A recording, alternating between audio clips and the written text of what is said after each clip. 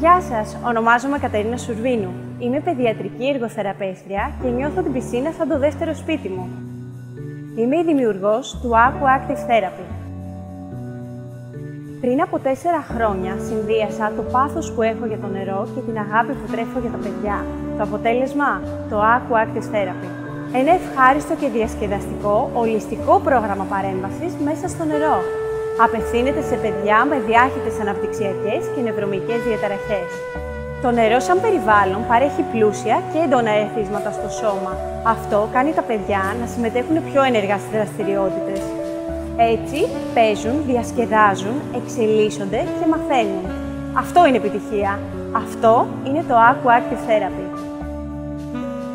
Αυτή τη στιγμή παρακολουθούν το πρόγραμμα 20 παιδιά σε διαφορετικές πισίνες της Αθήνας. Στόχος μου είναι να δημιουργήσω ένα σύγχρονο, ειδικά διαμορφωμένο υδάτινο χώρο που να παρέχει όλα τα εφόδια που χρειάζεται ένα παιδί για να νιώσει άνετα και να εξελιχθεί. Ιδανικές συνθήκες θερμοκρασίας, πισίνα διαφόρων επιπέδων, εύκολη πρόσβαση και ειδικό εξοπλισμό. Ξέρουμε τον τρόπο να βοηθήσουμε, αλλά δεν έχουμε χώρο. Με τη βοήθειά σας θα καταφέρουμε να καλύψουμε τα αρχικά έξοδα, ώστε να στεγαστεί το Aqua Active Therapy στο δικό του χώρο.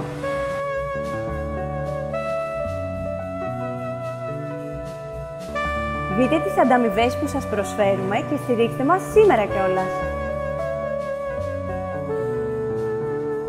Σας ευχαριστούμε πολύ!